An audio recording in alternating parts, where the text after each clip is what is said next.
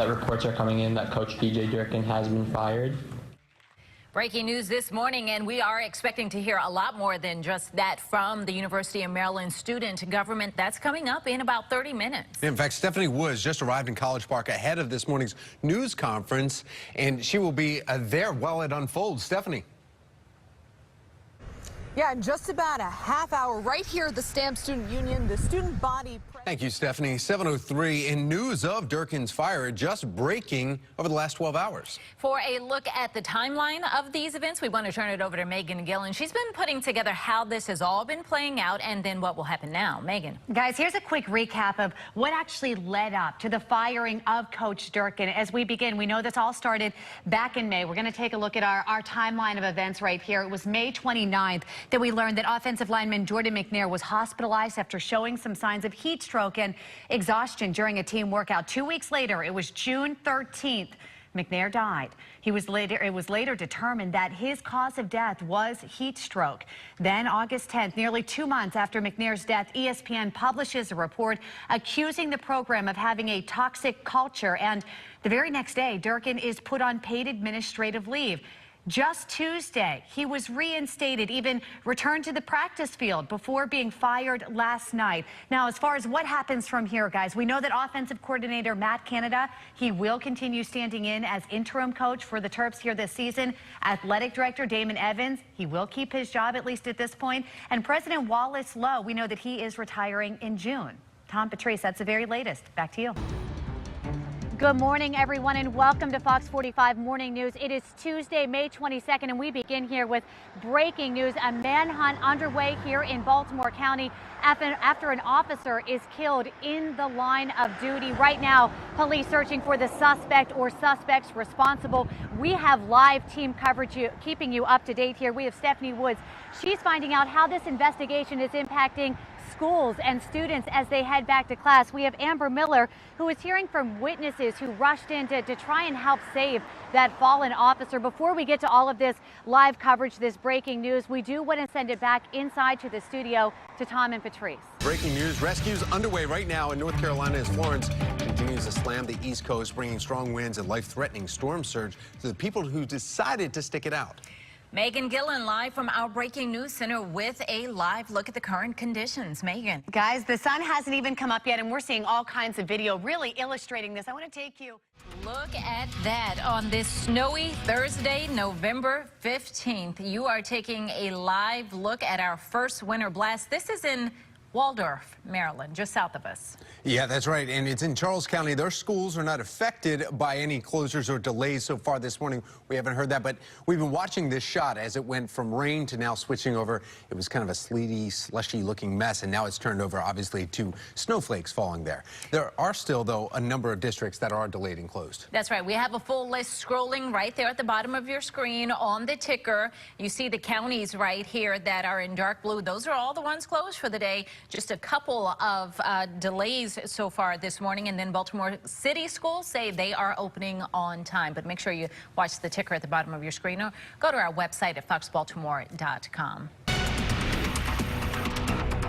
Take a look at this. You see the White House right there? Yes, snow continues to fall there. Jonathan Myers saying it's coming from the south, moving towards Baltimore. Take a look at this as we just go a couple blocks up in D.C., and you can see a whole shot. Isn't that incredible?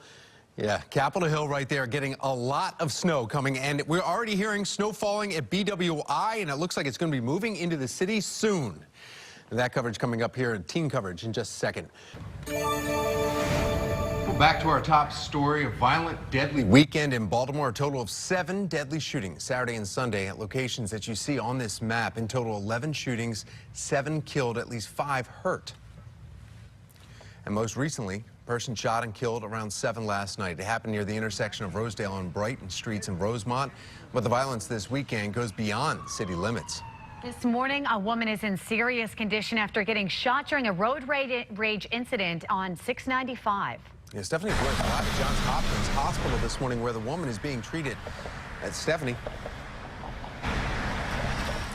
Well, happening today, it is your last opportunity to turn in a gun for money in Baltimore's gun buyback program. Third and final gun buyback event begins today at noon at the Perkins Square Baptist Church. That's in West Baltimore. And if you're planning on going today, police say they will not be accepting any magazines. Already this week, more than 1,000 guns have been taken off the streets of Baltimore City. Monday, the first of the city's gun buyback program, 580 guns were turned in. Wednesday, police collected another 511. Now, the city set aside $250,000 for this program. 5:33, breaking news in Indonesia. Looting frustration of starving survivors as the death toll continues to rise from an earthquake and tsunami last week. A mass burial for some of the 844 victims so far is being prepared this morning. This is the desperate search for survivors continues. Now, Friday, 7.5 magnitude quake struck an Indonesian island, triggering a powerful tsunami. Cell phone video capturing the moment the tsunami comes ashore, and the tsunami unleashing waves roughly 20 feet high in some places and sending people running for higher ground. As Hurricane Florence bears down on the Carolinas, President Trump is fixated on the federal government's response to Hurricane Maria a year ago in Puerto Rico. A study by George Washington University released last month found that 2,975 people suffered hurricane-related deaths within 6 months of the storm. In a tweet yesterday, the president said 3,000 people did not die in the two hurricanes that hit Puerto Rico. He said when he visited there, anywhere from 6 to 18 deaths. The president disputed the 3,000 number and accused Democrats of orchestrating the study to make him look bad.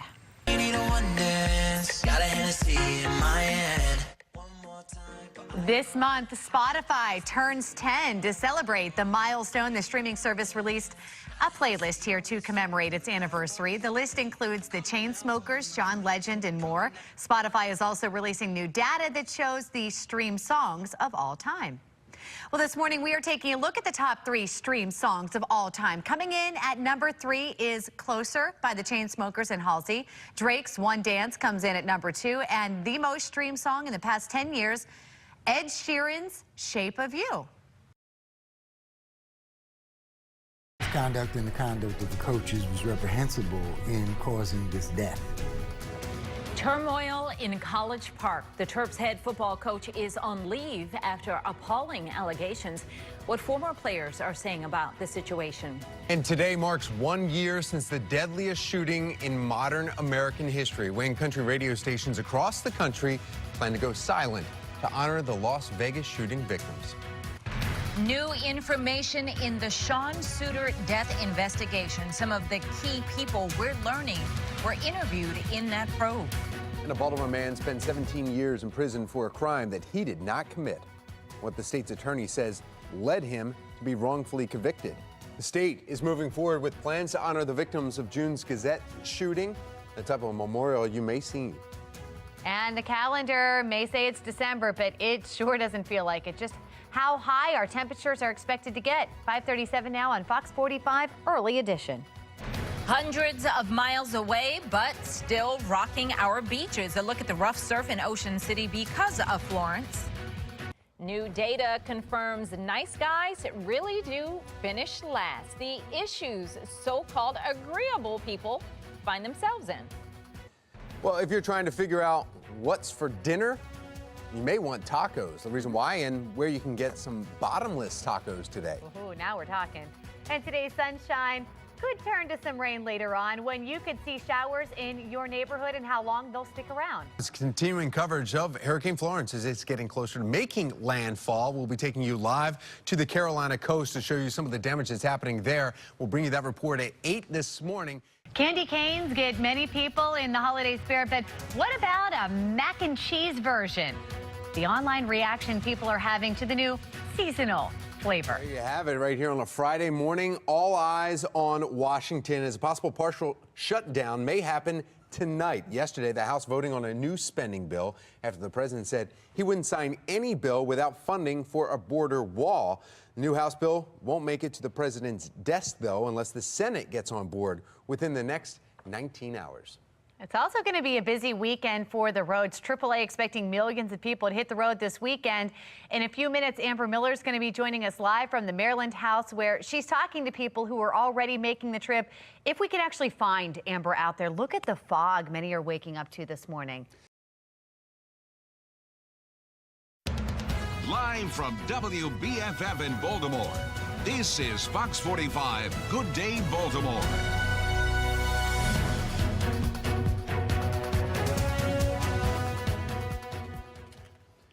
Well, all right. It's getting better. I mean, that's one way to look at it. Traffic starting to move right there at the Inner Harbor. You see that? Water, of course, calm again, but no sun coming off of the water there either, glinting, and that's the thing that's missing. We might not see that today either. No, Clouds it looks like in, rain clouds coming in here.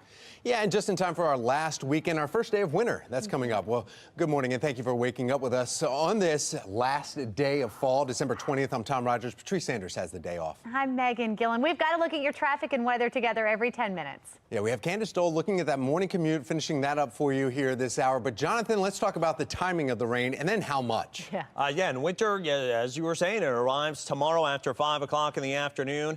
And it's not going to feel a whole lot like winter. Soaking rain, temperatures near 50 today and in the 60s tomorrow. But we also have the not so good part about this. It's a flood watch that's in effect for the entire area. Here at 9 a.m., just starting to see the rain move into the southern portions of Maryland. And the heavier rain is not far behind. The clouds moving in as we speak. Temperatures in the 30s to near 40 this morning.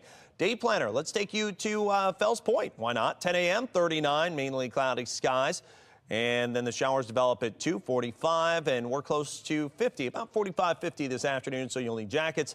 You'll also need an umbrella today, and you may want to keep it out for a while. I'll let you know how long the rain gear is going to have to stay dusted off and at the front of the closet coming up in just about 10 minutes. All right. Well, at least I have some good news for you. That accident out along 95 at 395 has cleared. Jimmy just went past the area. He said everything is cleared out. Now, unfortunately, though, we still have this delay out along 95 right at the Fort McHenry Tunnel. And we also have that road work out along 895 at the Harbor Tunnel. So I would use 695 around the Key Bridge as the alternate route. Here's a live look 95 at the 395 stretch. And yes, at least there's improvement here on the southbound side, making the approach up towards Caton Avenue. Back over to you.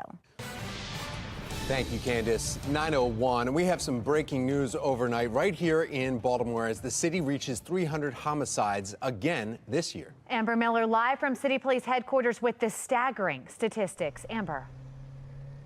Well, we can tell you that a man was shot late last night, and that marked the 300th homicide in Baltimore City this year. Now, in 2017 as well as 2015, those years ended with 342 murders, while 2016 ended with 318. The rise in violence happening all while the city is still in the midst of determining who will lead the police department. Nothing has changed my thinking or anything of that nature. We went out and we gathered information, and once we put together our report, we will report it out. That was City Council President Jack Young speaking of Joel Fitzgerald, the first of two public hearings on the nomination of Fitzgerald as police commissioner will be held on Saturday, January 5th at City Hall. We're live from City Police headquarters this morning. Amber Miller, Fox 45 Morning News. Thank you, Amber. 9:02, and new this morning, gun violence leaves 2 others dead just since yesterday afternoon. This is police collect 511 guns in yesterday's buyback program. Got a military rifle, Lee Enfield from World War II. Total of 1,091 guns had been turned in so far. The city set aside $250,000 for this gun buyback program.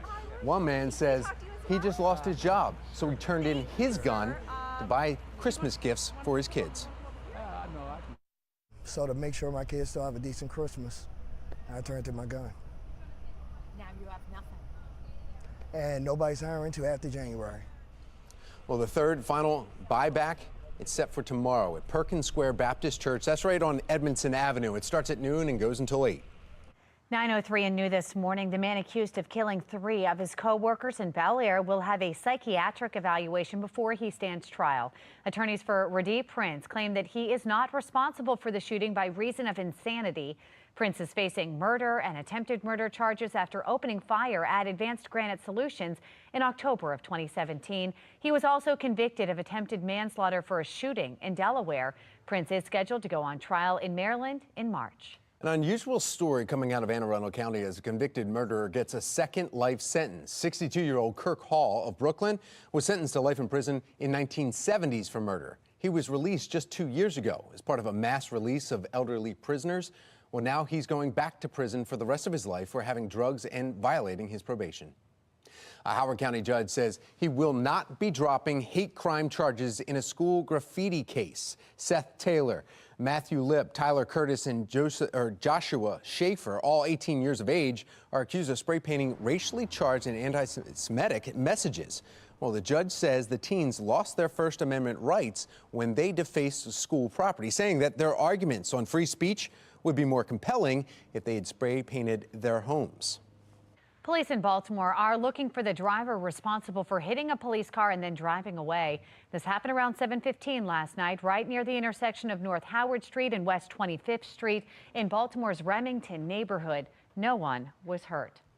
Right now, a new audit shows Baltimore's new speed and red light cameras are far from perfect. City officials say the audit shows almost 3% of citations have mistakes, and there are so many discrepancies that even auditors can't determine how much revenue the city has collected. The Department of Audits was not able to determine the operating efficiency of the speed cameras. No, they're not accurate. No. To prevent errors, the city requires all tickets be examined by 3 different people, but in many cases, auditors say that they found the person who reviews the citations is also the same person who approves those citations. 9:05 and 2 developing stories when it comes to foreign relations. North Korea says it will never give up its nuclear weapons unless the United States removes its nuclear threat first. A statement coming from North Korea's state media, and it comes amid deadlock in nuclear negotiations between North Korea and the U.S. Now, during a summit over the summer, North Korean leader Kim Jong-un and President Trump issued a goal for the complete denuclearization of the Korean peninsula. Also developing this morning, the U.S. main ally in Syria is rejecting President Trump's claim that ISIS has been defeated. The Kurdish-led Syrian Democratic Forces, they're warning pulling American troops out of the region would lead to a resurgence of the extremist group. Defense officials are confirming plans for a full and rapid withdrawal of U.S. troops, but some Republican lawmakers, they disagree with the president's plans. To those who say we have defeated ISIS in Syria, that is an inaccurate statement. They have been hurt, they have been degraded, so to say they're defeated is an overstatement and is fake news. Meanwhile, Russian President Vladimir Putin just this morning said he welcomes the president's decision. Also happening overseas, drone sightings near an airport near London, grounding flights for thousands of passengers. All flights to and from Gatwick Airport, they've been suspended because of these drones. This is impacting 110,000 passengers on 760 flights. 9:07 here, and it is a great way to celebrate the holiday season, checking out trains of all different sizes. Yeah, that's right. In fact, we have glitter because we've been hanging out with some Christmas decorations around here at the office. Amy Aronson, though, she has been at B&O Railroad Museum this morning, probably sipping on hot chocolate, hanging out with Santa, just having a good time, right, Amy? Yeah, they've certainly got that festive feel going on here. And they do have trains of all shapes and sizes. They're known for the big trains, but this time of year, they've also got the little trains set up. I am here right now checking out one of probably the smallest train sets you guys have. So Baltimore Area N-Track has been coming here for quite some time with their model trains. They are a group that has been in existence for 35 years, and I think might actually have been coming for almost that long. That's crazy. And people come back and see them every year knowing they're going to be here. Okay, cool. So we're taking a look at their setup right now. I know there's some familiar Baltimore landmarks you can see. There's Domino's Sugar, and this was actually recreated to look at the harbor and everything that came and built from the harbor. So, and all the way around you will see different scenes of Baltimore and other events and activities displays occurring. Okay, great. And they can see this the upcoming weekends, but then beyond that, you guys have other model trains that will be featured here. Absolutely. So the day after Christmas, we will be joined by the DC Trackers Clubs coming out of Washington, D.C., and they will be setting up a huge display around actually our 30-foot Christmas tree. So they'll be on our round table. So between the Baltimore area trackers, the DC trackers, our children's display, we will probably have more model train displays than any place around. And so come on down. It is really fun to see these trains. A packed roundhouse right now. And of course, you also have rides still going on. So if people want to participate in that either next weekend or the weekend after, they can do that also. Oh, absolutely. Yes, you can come out on our train rides and look, it's the week after Christmas, kids are home. This is a good opportunity to experience a fun ride and learn something too. Yeah, I was going to say there's a whole lot to learn here, a lot that they can interact with also. Yes. Yes, everything will be on. Okay, cool. I know we've got that big tree behind us there. You can even walk through that, which is really cool. You can even walk through that. You can take an opportunity to look at our other exhibits. I mean, this is a fun time, and our education crew will be down here teaching kids crafts and learning about trains. So this will be a fun-filled week the week after Christmas. Okay, perfect. Thank you so much, Chris, for showing us around this morning. If you guys want more information on everything happening here at the B&O Railroad Museum over the holidays, you can go to our website. Go to foxbaltimore.com/news. Links. Tom, Megan? Hanging out with Santa, eating cookies. Can't beat it. Tough gig. 9:10. Let's get a check of your traffic and weather. Yeah, in fact, we have Candace Dole watching the roads for us, but they're going to change tonight, Candace. But Jonathan Myers, he's talking about how much rain, which we don't need, we are going to get. Yeah, we're closing in on 69 inches of rain for the year, and that's, 5-6 inches above the record rainfall here in Baltimore for any year. So pretty impressive. And we continue the trend. Notice the showers approaching by noon and coming down at least light to begin. But after about 3:30, 4 o'clock, the heavier rain moves in. We've got flood watches that are up. I'll let you know where it's going to be worst, how long it's going to last, and if you're going to be dealing with this all the way into your pre-Christmas weekend. It's coming up in just about 10 minutes. Now, Candace Dole's here with our traffic edge. All right, thanks so much, Jonathan. So we do have an accident working now out along Ritchie Highway right at Arnold Road. So it seems that's the pattern of the morning. Just a lot of accidents here and there and seems scattered everywhere. Live look of 97 traveling at Benfield Boulevard. Hey, at least there's better news out along those main lines. So just moderate volume here in both directions. Southbound side up towards 50. And finally, some improvement on the top end of the Beltway. We'll take it Hartford Road all the way down through Perring Parkway. Back over to you. Thank you, Candace. Well, Macaulay Culkin is once again home alone. We'll show you the ad that's trending this morning. Microwaves may be the quick way to cook food, but what about a toaster oven? Next, we are comparing some of the top models to make sure you get the most bread for your buck. 9/11 now on Fox 45. Good day, Baltimore.